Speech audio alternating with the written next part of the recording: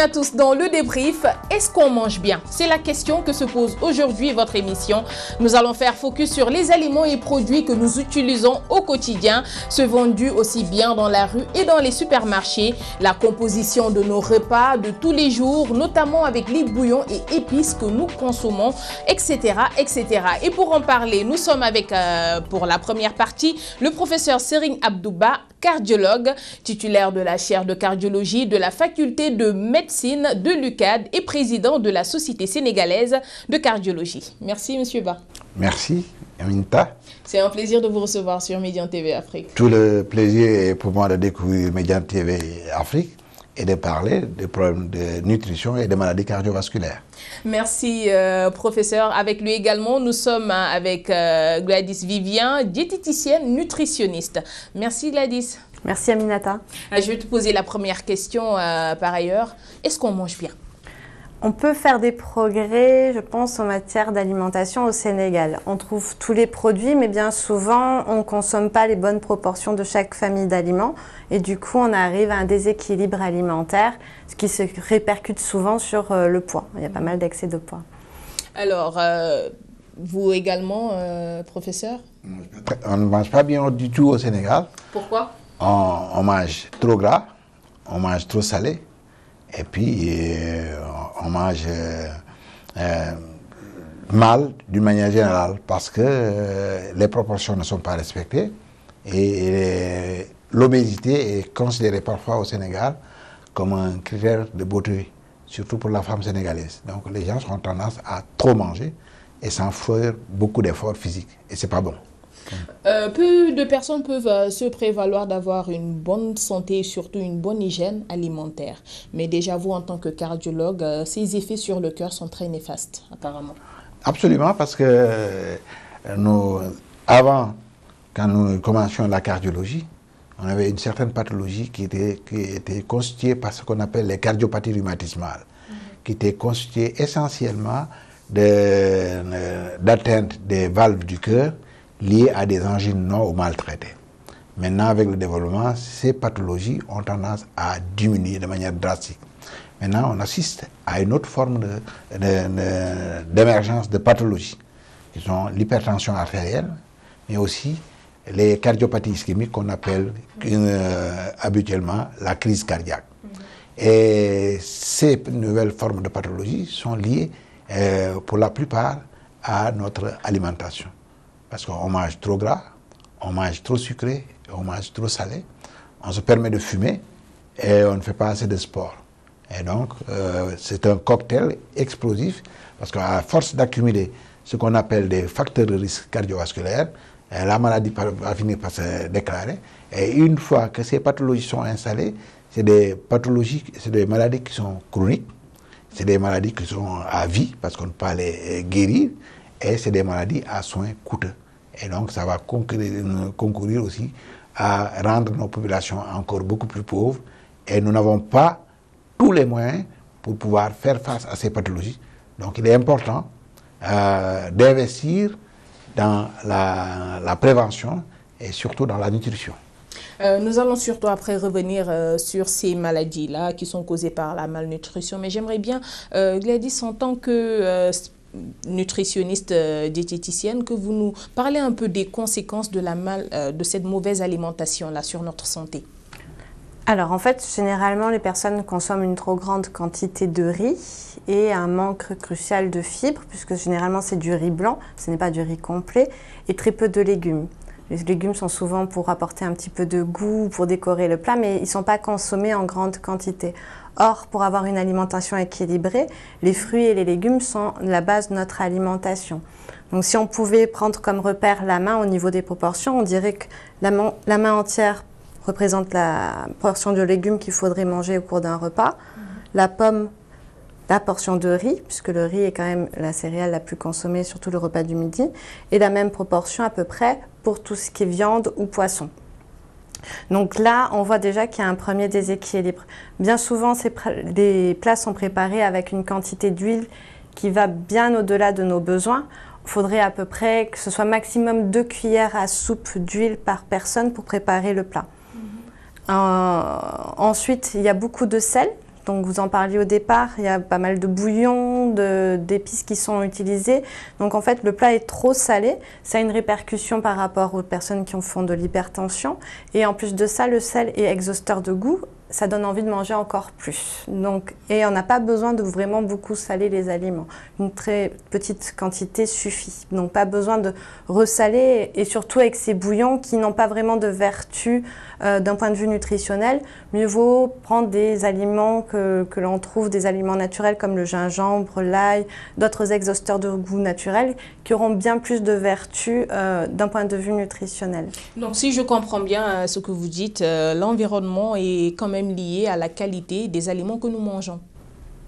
C'est-à-dire par rapport aux légumes et fruits que nous devons consommer et qu'on consomme plus. Si je prends l'exemple par exemple du thieboudiène, ici au Sénégal, le plat national plutôt, on consomme plus le riz que les légumes. Voilà. C'est plutôt dans la façon de se servir. Si le thieboudiène est préparé avec beaucoup de légumes, après aussi il faut voir comment c'est préparé. Bien souvent on attend que le manioc est cuit pour sortir les légumes. Si on fait trop cuire un légume, on va perdre en qualité nutritionnelle au niveau des vitamines. Les fibres vont être trop ramollies également. Mieux vaut les sortir quand ils sont al dente, on va dire, dès qu'ils arrivent à cuisson suffisante mais qui reste un petit peu craquant. Et il faut aussi les consommer, pas les regarder seulement. Ils ne sont pas là juste pour apporter du goût, il faut les manger, puisque les fibres contenues dans les légumes vont nous permettre d'arriver à satiété plus rapidement, de consommer moins d'énergie avec le riz, et ça va permettre aussi de limiter l'absorption des graisses et du cholestérol. Donc ça a plusieurs intérêts. Et ça permet aussi de réguler l'arrivée du sucre dans le sang, tout ça qui a des répercussions après au niveau de la santé. La graisse et le cholestérol, allez-y. On mange très mal au Sénégal. Quand vous avez pris l'exemple du thieboudiène, quand vous allez dans une famille, après le repas de midi, quand ils ont fini de manger le thieboudiène, tu vois les légumes qui sont là, sur place, qui n'ont pas été mangés, mais ils ont bouffé le riz. Donc ce qu'on conseille nous, aux gens, c'est de manger très peu de riz et beaucoup de légumes. Tu vois, tout ce qui est carottes, navets, choux, et ainsi de suite. On peut se remplir le ventre sans avoir un prix excessivement de calories. Mais très peu de riz et beaucoup de légumes, c'est important. Et Gladys a un peu parlé de la cholestérol et de la graisse aussi, qui sont des facteurs au moins nuisibles au cœur, n'est-ce pas? Le cholestérol est nuisible à l'ensemble de l'arbre artériel. Partout où il y a des artères, le cholestérol peut se constituer des plaques à l'intérieur de ces artères et les boucher. Et c'est ça qui amène les accidents aigus. Si l'artère se bouche au niveau de la tête, ça donne un accident vasculaire cérébral ischémique, et donc le sujet se retrouve paralysé d'un côté, s'il ne meurt pas tout de suite. Si l'artère se bouche au niveau du cœur, très souvent, c'est la mort subite ou bien la crise cardiaque. Parce que pour la crise cardiaque, on ne soigne que les rescapés. Parce que très souvent, dès que l'artère se bouche, le cœur fibrille et s'arrête et le malade meurt. C'est pourquoi on dit, il était là pourtant, il peut discuter, il est mort. Mais maintenant, il y a des gens qui arrivent à l'hôpital et chez eux, on diagnostique ce qu'on appelle la crise cardiaque ou bien l'infarctus du myocarde. Et donc, ce cholestérol est nuisible. Et il ne faut pas se dire que le cholestérol, c'est quelque chose de passager. Les plaques au niveau des artères se constituent déjà dès le jeune âge. Donc on a tendance à accumuler ces plaques un peu partout dans le corps. Et vers 30, 40 ou 50 ans, hein, on fait des accidents aigus, cardiaques ou bien cérébrovasculaires. Donc il faut faire attention. La prévention, c'est dès le jeune âge.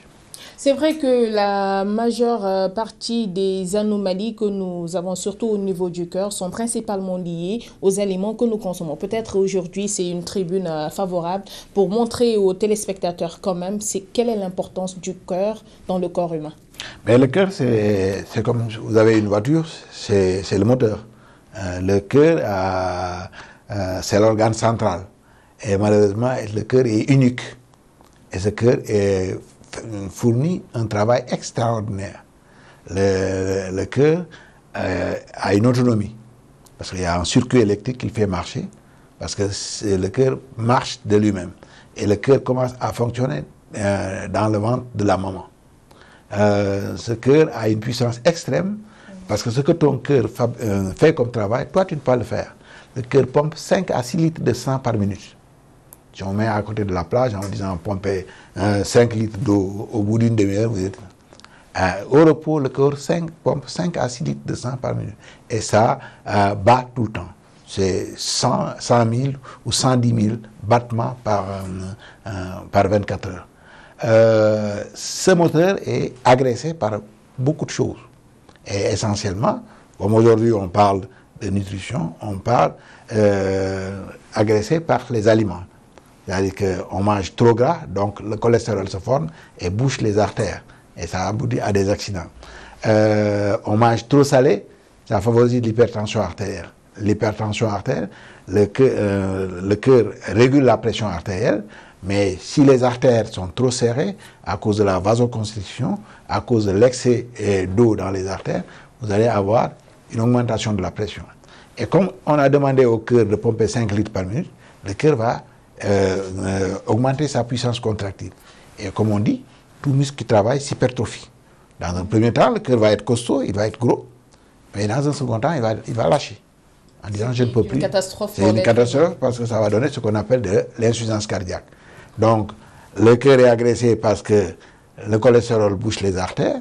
Le cœur est agressé parce que l'hypertension est là et s'est installée sur le long terme et on n'a pas de traitement efficace. Il est obligé de s'adapter. Et à la longue, il va lâcher pour dire que je ne suis fatigué et on est en insuffisance cardiaque. Donc, vous voyez que le cœur est un élément central. D'autre part aussi, du fait de la nutrition et de la survenue du diabète, les artères du cœur vont être aussi agressées. Et je taquine très souvent mes amis diabétologues en leur disant que le diabète est une maladie cardiovasculaire. Pourquoi? Parce que les diabétiques sont maintenant assez bien éduqués, ils meurent moins de coma diabétique, mais ils meurent surtout de complications cardiaques et cérébrovasculaires. Donc le cœur est un moteur puissant, mais qu'il faut savoir préserver.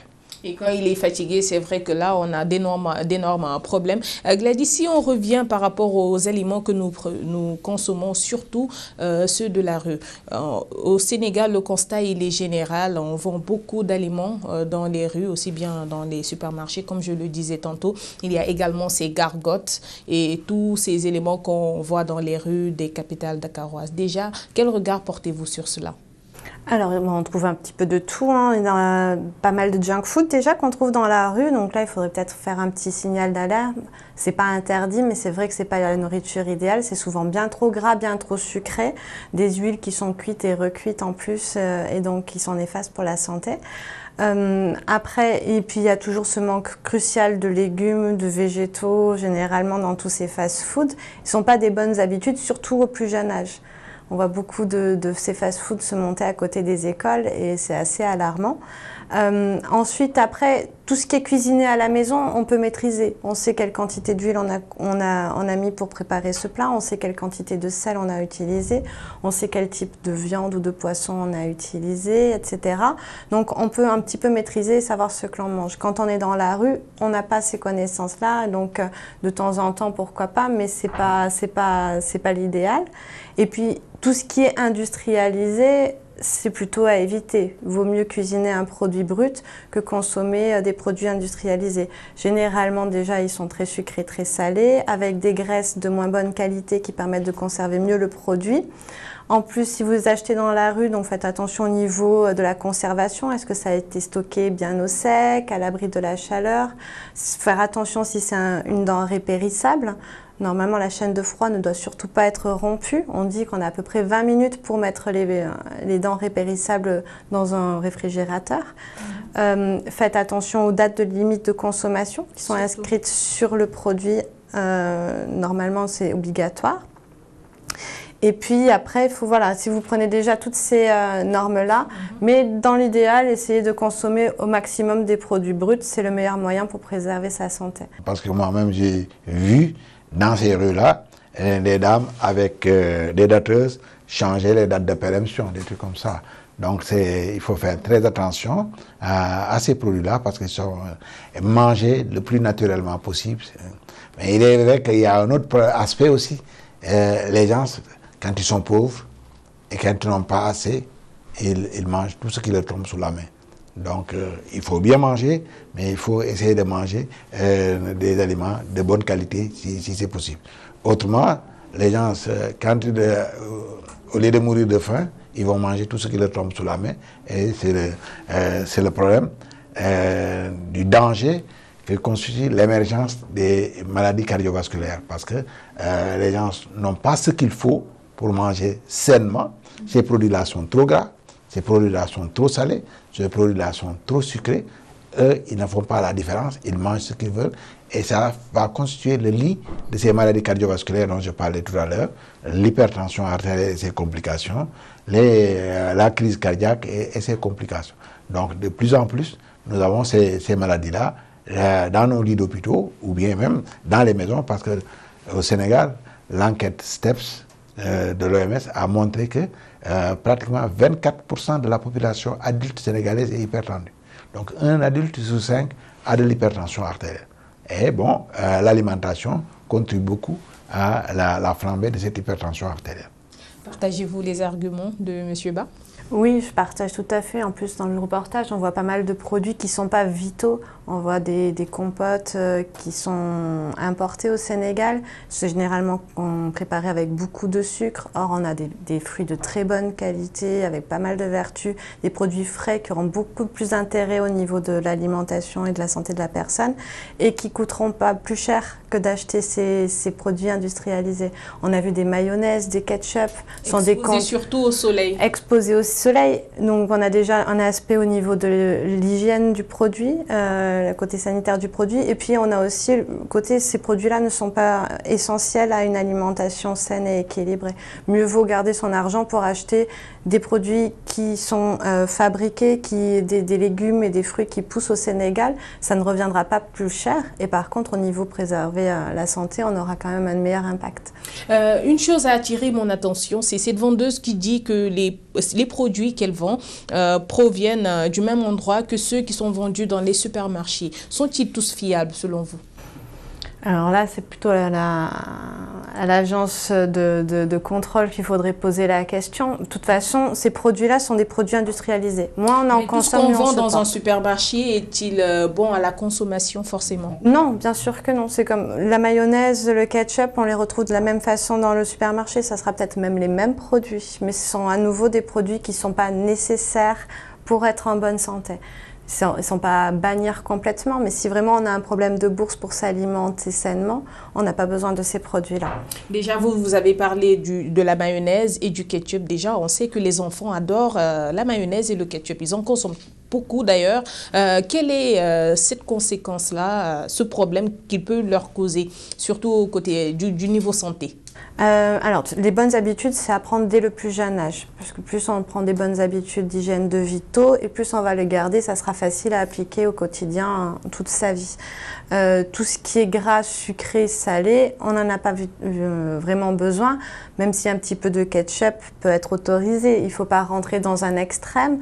Maintenant, il faut voir si l'enfant s'alimente seulement avec des hamburgers, des pizzas et de la mayonnaise, on ne pourra pas avoir un équilibre alimentaire. D'ailleurs, au niveau des cantines, il y a sûrement quelque chose à faire puisque l'alimentation n'est pas du tout toujours équilibrée. Pour les enfants? Pour les enfants, oui. Et on voit les conséquences d'enfants qui sont déjà en surpoids au plus jeune âge et des maladies qui apparaissent alors que normalement elles apparaissent bien plus tard. C'est vrai que les enfants adorent tout ce qui est frites, matières grasses, les omelettes et tout ce qui va avec, et surtout la consommation d'huile.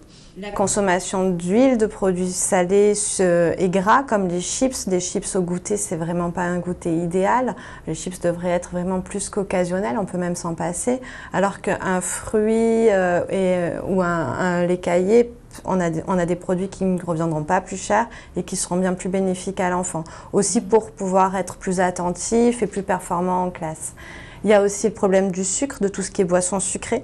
Une consommation de soda qui est vraiment importante, même au plus jeune âge. Et ce sont des produits effectivement qu'on retrouve au supermarché, mais dont on peut très bien se passer. Même les jus sont souvent préparés avec beaucoup trop de sucre. Donc là, il y a peut-être un problème d'information sur comment préparer les jus, comment préparer les plats. On n'a vraiment pas besoin, déjà le sucre, on n'en a pas vraiment besoin, c'est un aliment plaisir.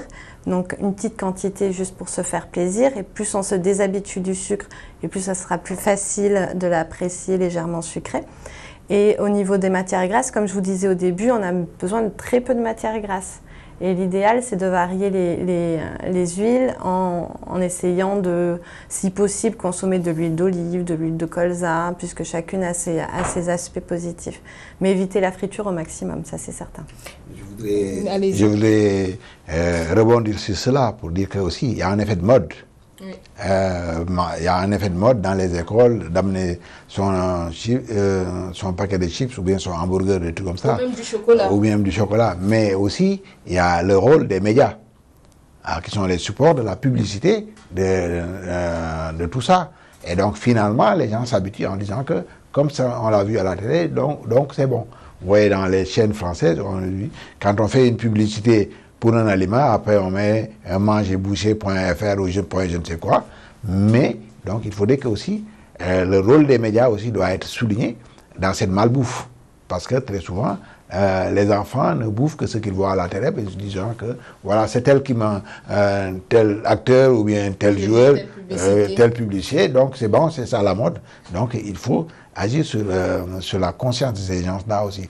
Il faudrait aussi que nos bonnes ménagères ici au Sénégal réapprennent à faire la cuisine selon la méthode de grand-mère. Ça peut être vieillot comme raisonnement, mais reviennent aux fondamentaux de la cuisine de base. La cuisine sans cubes surajoutés, sans excès sans bouillon. Non, on peut mettre des épices pour exaucer le goût naturel. Du gingembre, du bissap, de l'ail, des trucs comme ça, tout ce que vous voulez, mais diminuer la quantité de sel. Figurez-vous que l'OMS dit qu'on a besoin au maximum d'une cuillerée à café de sel par jour, 5 à 6 grammes. Bon, là, on en consomme plus. On est à 20 à 25 grammes, parce que tout ce qu'on consomme est sucré et salé. Et vous voyez même les cuisinières sénégalaises maintenant. La composition de nos plats. De nos plats. C'est très riche en huile. L'huile a été chauffée et réchauffée. C'est très riche en huile. Même le thieboudienne est très gras, est très salé. Et maintenant, on rajoute du sucre. Dans les cérémonies familiales, si vous allez, vous voyez du thieboudienne sucré. Alors, c'est un cocktail. Très dangereux pour la santé. Ce qui est très dangereux pour la santé. On mange très mal. C'est vrai qu'une bonne hygiène de vie est essentielle pour avoir une longue vie. Vous êtes toujours dans le débrief. Restez avec nous. On se retrouve tout à l'heure dans la seconde partie. Votre émission Le Débrief se poursuit. Nous sommes toujours avec nos invités. Tantôt, Monsieur Ba, vous avez parlé de la composition des plats sénégalais, surtout avec certains nutriments qui sont très nocifs pour la santé. Déjà, quels sont les conseils que vous donnez pour avoir une bonne hygiène de vie? Ben, écoutez, il y a une habitude qui est bien sénégalaise, c'est d'avoir du poids, surtout pour les femmes. On dit que, je taquine très souvent les Saint-Louisiennes, mais c'est bien devenu une mode. Les femmes veulent être grasses et rebondies.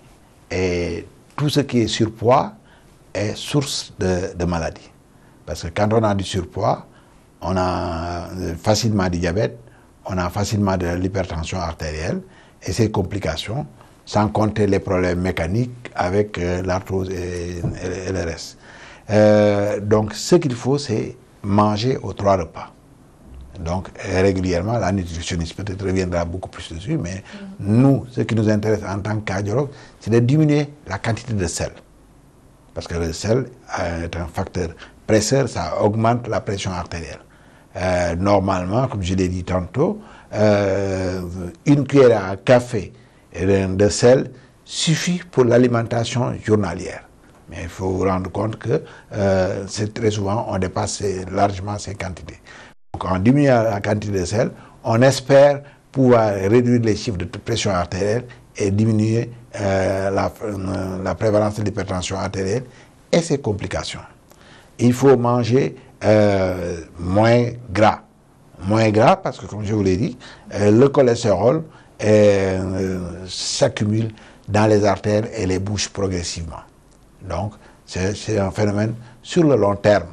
Parce que déjà, à l'autopsie des soldats américains qui sont très jeunes, décédés au Vietnam, on a trouvé déjà des traces de cholestérol sur des plaques de cholestérol dans leurs artères. Donc, c'est un phénomène qui va aller en s'aggravant avec l'âge. Et une fois que ces plaques sont installées, c'est difficile à les faire partir et ça va aboutir à des complications. Complications cérébrales, mauvaise circulation du sang, des complications cérébrales avec des accidents vasculaires cérébraux, les AVC, tout le monde les connaît, ou bien accidents cardiaques, et donc c'est la crise cardiaque. Donc il faut diminuer la quantité de cholestérol. Il faut diminuer aussi la quantité de sucre que l'on mange, parce que se rabattre sur des sucres naturels si possible, et parce que ça va contribuer à l'obésité aussi, et donc l'obésité est facteur de maladies cardiovasculaires. Mais surtout, il faut arrêter de fumer.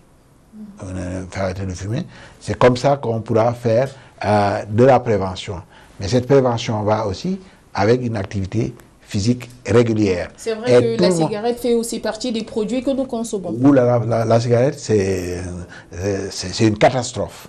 C'est une catastrophe. Et moi-même, maintenant, quand on amène un sujet jeune au niveau de l'unité de soins intensifs de cardio, qui a fait un accident vasculaire cérébral ou bien qui a fait une crise cardiaque, je dis, c'est un fumeur. Et très souvent, quand tu les vois, ils ont le masque du fumeur. La cigarette, c'est une catastrophe. C'est une drogue dure. Voilà. C'est une drogue dure qu'il faut éviter. Gladys, c'est vrai qu'on mise plus sur la quantité que la qualité.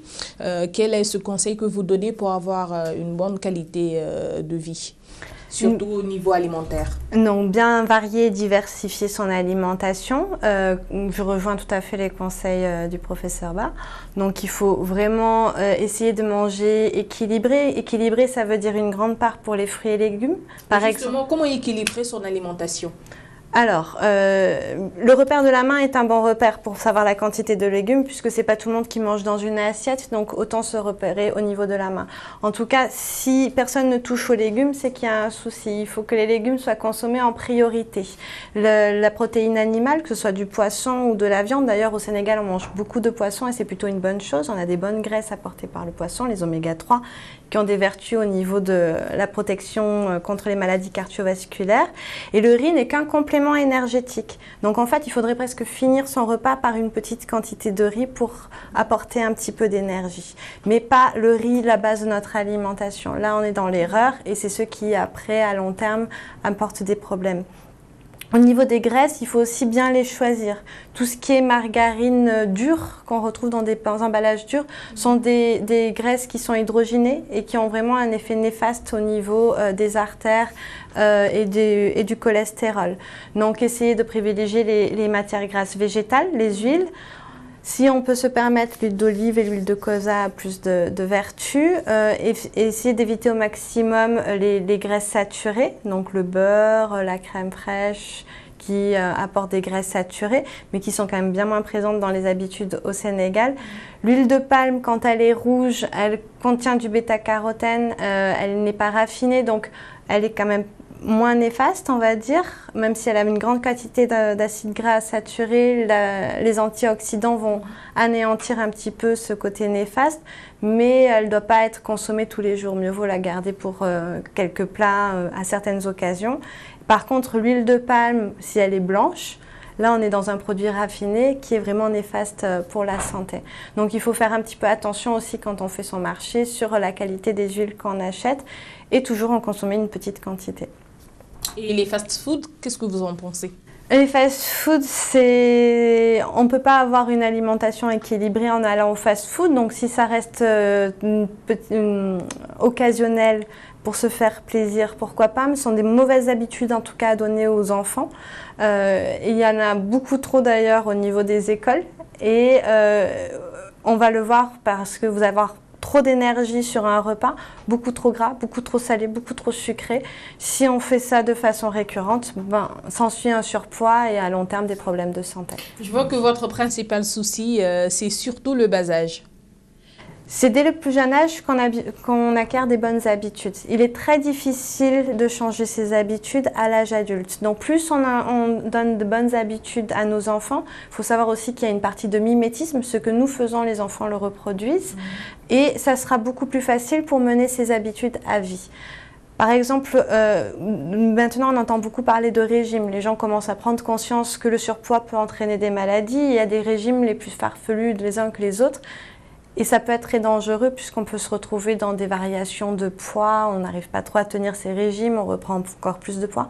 Pour ne pas arriver à ce stade-là, mieux vaut prendre des bonnes habitudes dès le plus jeune âge. Et comme ça, on a un poids de forme qu'on arrive facilement à stabiliser avec une alimentation équilibrée et une activité physique quotidienne.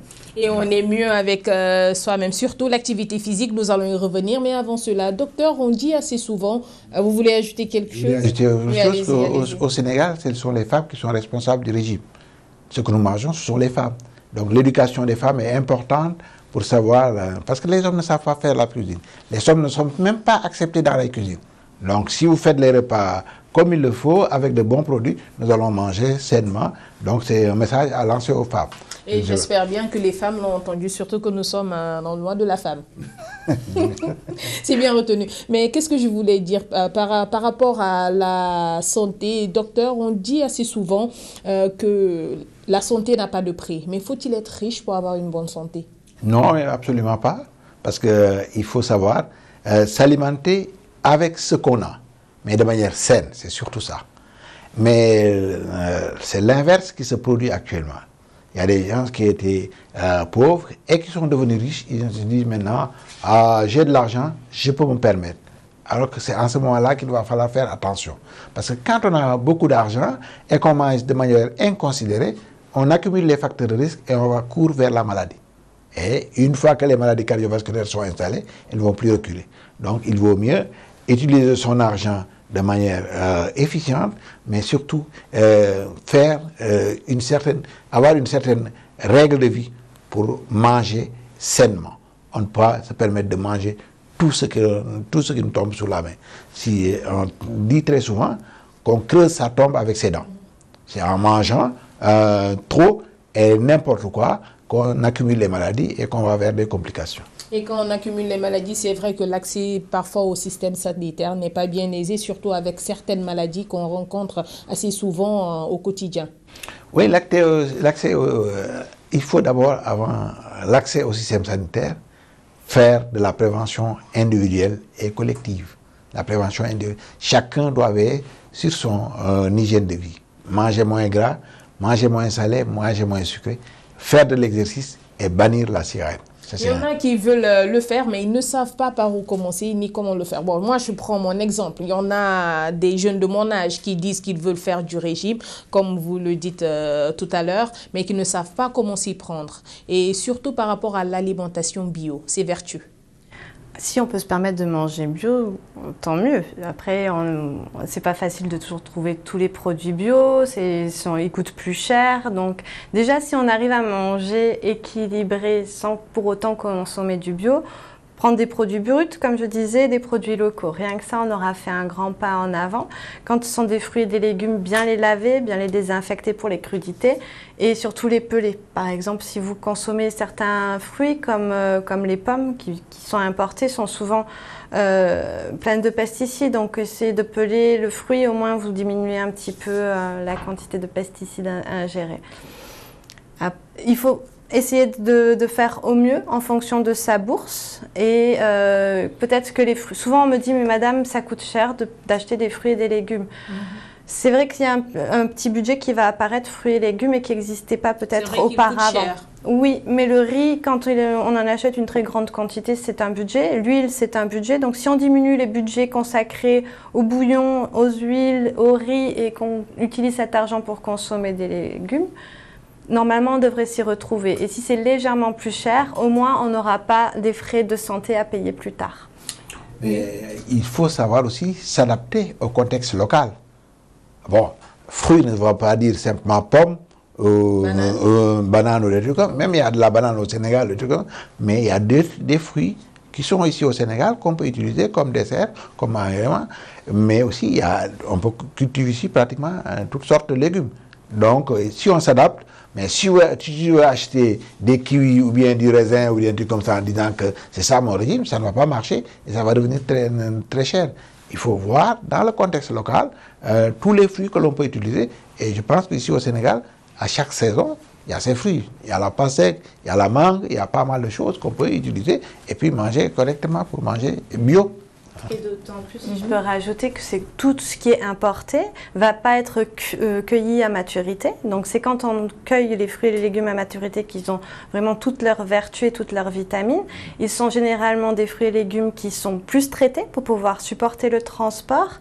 Et ils ne sont pas toujours d'aussi bonne qualité que quand ils sont cueillis sur place, puisqu'ils ont été un peu trimballés à gauche, à droite. Donc vraiment, essayer de consommer au maximum des produits locaux. Et il y a énormément de produits avec beaucoup de vertus. Par exemple, le pain de singe est considéré comme un super aliment dans pas mal de régions à travers le monde. Les personnes payent ça une fortune dans certains pays. Vous l'avez ici, et ça coûte vraiment 3 fois rien. Donc n'essayez pas de chercher... On ne consomme pas assez. Il faut consommer tout ce qu'on a ici et tout ce qu'on trouve avec énormément de vertus et pas besoin d'aller payer des fortunes. Certains produits comme des pommes qui ne poussent pas ici et qui arrivent bourrées de pesticides. Ne dépensez pas forcément de l'argent pour pouvoir manger équilibré. Ce n'est pas nécessaire. En d'autres termes, il faut consommer du local, tout ce que nous produisons, et surtout bio. Bio, ouais. Et en dehors même des aliments que nous consommons, pour le cœur, pour sa santé, quels sont ces autres actes qu'on peut y associer? L'activité physique. Tout le monde doit faire du sport. Parce que même les cardiaques qui sont au stade terminal, on leur impose de faire une activité physique. L'activité physique est fondamentale pour le cœur. Vous avez une machine qui tourne, vous avez besoin de l'entretenir. Et le fait de faire du sport entretient tout le corps. Si on ne fait pas, ici au Sénégal, on a tendance à dire « Ah non, je ne peux pas faire du sport parce que je suis un sujet âgé. » Tout le monde doit savoir faire du sport. Marcher, c'est le meilleur des sports. Marcher, c'est le meilleur des sports. Et faire du sport ne veut pas dire courir ou sauter. Marcher 30 à 45 minutes de manière régulière avec un bon pas, c'est suffisant pour faire du sport de manière régulière. Donc l'activité physique est fondamentale et bannir la cigarette dans nos habitudes. Et en dehors de la cigarette, peut-être d'autres actes? D'autres actes, c'est lutter contre le stress aussi. C'est savoir relativiser certaines choses de la vie. Ce qui est très difficile. Ce qui est très difficile, c'est vrai, mais lutter contre le stress est un facteur de risque cardiovasculaire. Donc les gens qui ont beaucoup de stress risquent de faire des accidents cardiaques ou cérébrovasculaires. Mais il faut savoir relativiser dans la vie.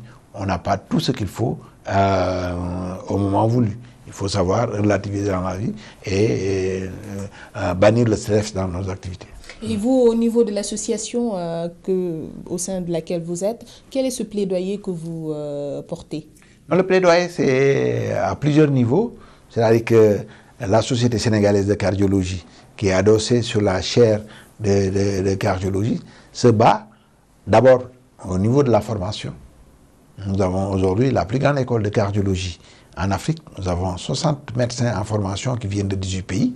Donc, du point de vue de la formation, on a fait des efforts qui sont importants. Aujourd'hui, le Sénégal compte près 100 cardiologues. Ça fait un ratio de 1 cardiologue pour 130 000 habitants. Et il y a 35 cardiologues qui sont dans la filière de formation. Donc nous sommes loin devant l'Afrique du Sud, 1 cardiologue pour 300 000 habitants. L'Afrique du Sud, au Sénégal, 1 cardiologue pour 120 ou 130 000 habitants. Mais nous sommes loin aussi des États-Unis ou de la France, 1 cardiologue pour 12 à 15 000 habitants. Donc il y a des efforts à faire aussi. Et nous battons aussi pour que ces cardiologues soient bien répartis dans le pays. Aujourd'hui, dans toutes les grandes villes du Sénégal, vous trouvez au moins 1 cardiologue, ou bien un cardiologue qui a été affecté. Donc ça, c'est un pas qui est important. Nous sommes aussi bien équipés, aussi, parce que toute l'infrastructure d'exploration dont disposent les pays développés, nous en avons ici au Sénégal. Donc les malades n'ont plus besoin d'aller à l'étranger pour se traiter. Tout est faisable sur une place par des équipes sénégalaises. L'autre chose, c'est le combat de tous les jours. C'est qu'on a vu que la prévalence de l'hypertension est là, elle est importante. Pratiquement un Sénégalais adulte sur 5 est hypertendu. On a 24% de prévalence chez l'adulte pour l'hypertension artérielle. Et c'est des maladies chroniques qu'il va falloir essayer de gérer. Et on fait un plaidoyer aussi pour l'éducation pour la santé, pour un changement de comportement. Parce que si on ne change pas les comportements, nous allons accumuler les facteurs de risque. Et en accumulant les facteurs de risque, on va avoir encore beaucoup plus de maladies cardiovasculaires. Et quand un sujet a une maladie cardiovasculaire ici, en Afrique, il a moins de chances de s'en sortir que s'il est en Europe. Et pourquoi? Pourquoi? Parce que les infrastructures manquent, le personnel manque, il n'y a pas de couverture maladie effective. À peu près 20% de Sénégalais en activité ont une institution de prévalence maladie ou bien une assurance maladie. Et on dit assez souvent que vous n'êtes pas facile d'accès parce que le cardiologue coûte cher. Non, le cardiologue ne coûte pas cher. Vous voyez, le service de cardiologie de l'hôpital Aristide Le Dantec, qui est le service mère de tous les services du Sénégal, est accessible 24 heures sur 24. 24 heures sur 24, vous avez 2 médecins qui sont joignables dans le service. J'ai même acheté un portable. 77 509 01 02, vous appelez, vous tombez sur le médecin de garde. Ce n'est même pas la peine d'appeler, venez directement. Parce que la prise en charge de l'infarctus est une course contre la montre. Plus on intervient tôt, et on a fait en sorte que même à l'entrée de l'hôpital, on ne vous retient pas parce que vous allez au service de cardiologie. Parce que c'est une urgence vitale. C'est bon à savoir. Donc, c'est bon à savoir. Au lieu de se perdre dans des structures périphériques, venez directement, que ce soit à Dantec ou bien à Grand Yoff, les gens vont vous prendre en charge. Et ceci est très important. Donc, le cardiologue n'est pas difficile d'accès. Et ce qu'on a fait, c'est qu'on a décentralisé. On n'a plus besoin de quitter Kolda pour venir à Dakar pour voir un cardiologue. Un cardiologue à Kolda, il y en a 3 ou 4 à Ziguinchor, il y en a à Kaolack, et ainsi de suite. Donc, les cardiologues sont accessibles. Voilà. J'espère que le message est bien passé. Gladys, j'aimerais bien qu'on revienne au stress. Ce n'est ni un produit, ni un aliment qu'on consomme, mais c'est quelque chose que nous consommons quand même parce qu'il fait partie de notre vie au quotidien et qui impacte parfois négativement même sur l'appétit qu'on a au quotidien. Oui, il y a énormément de personnes qui sont victimes de leur stress et pour qui ça se voit au niveau de l'alimentation. Pour certaines personnes, l'appétit est complètement coupé. Donc ou pour d'autres, c'est plutôt l'inverse. On va essayer de choisir généralement un aliment sucré ou gras pour se réconforter et pour essayer de limiter ce stress. Sauf que plus on répond à une émotion par l'alimentation et plus on va rentrer dans ce cercle où notre corps va nous faire appel à cet aliment pour diminuer le stress. Donc il faut tout de suite agir et essayer de diminuer le stress, déjà trouver l'origine peut-être, et puis après essayer de mettre en place le sport est le meilleur moyen pour pouvoir déjà limiter le stress. Et surtout ne pas essayer de combattre le stress avec l'alimentation. Non, c'est très dangereux. Mieux vaut se tourner vers le sport et la méditation, la sophrologie ou autre, mais pas avec l'alimentation. Déjà, nous sommes presque arrivés au terme de cette émission-là. J'aimerais bien quand même que vous donniez un dernier conseil, déjà vous en tant que nutritionniste diététicienne. Quels sont ces actes parfois? Parce qu'il ne manque pas des patients qui viennent chez vous pour solliciter des conseils. Oui, il y a énormément de personnes de tout âge qui viennent nous voir. Donc déjà, on a pas mal de choses positives au Sénégal, comme les 3 repas par jour. On trouve énormément de fruits et légumes variés, des céréales variées. On n'a pas que le riz, il y a également le mil, le sorgho, le fonio et j'en passe. Donc essayez de varier au maximum l'alimentation en suivant les conseils que j'ai précédemment cités. Et déjà pour le petit déjeuner, par exemple, si on devait commencer par cela, quel genre d'aliments prendre au petit déjeuner? Alors, peu importe que ce soit, pour certaines personnes, ça sera plus salé, pour d'autres personnes plus sucré. On va essayer de prendre un féculent, ça peut être du pain ou autre, de préférence complet bien sûr, pour pouvoir avoir un apport en fibres. On peut bien s'hydrater, puisqu'il ne faut pas oublier de bien s'hydrater, on est constitué à 60% d'eau. On peut prendre un produit laitier qui apporte des bonnes protéines et du calcium, si on les tolère bien et si on les apprécie, ils peuvent être intéressants. Un fruit si on a encore faim, mais il faut surtout bien suivre ses sensations alimentaires. On a faim, on mange en variant son alimentation, pas un seul aliment. Et aussi, dès qu'on atteint sa satiété, donc en mangeant doucement, en mâchant bien, puisque la digestion commence à ce niveau-là, et dès qu'on arrive à satiété, on s'arrête de manger. Sinon, on apporte trop d'énergie à notre corps et s'ensuit une prise de poids et tout ce qui en découle. Bon, c'est vrai que pour certains, pour le déjeuner, ils disent qu'ils peuvent prendre tout ce qu'ils veulent, mais pour se coucher avant d'aller au lit, le dîner par exemple, qu'est-ce qu'on peut prendre de léger avant d'aller au lit ?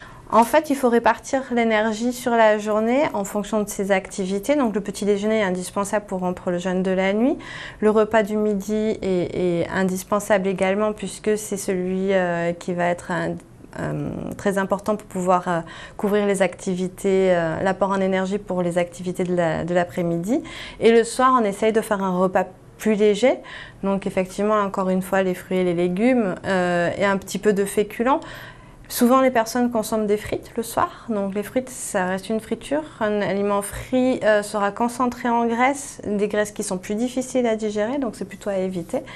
Et toujours, dès qu'on arrive à satiété, on s'arrête de manger.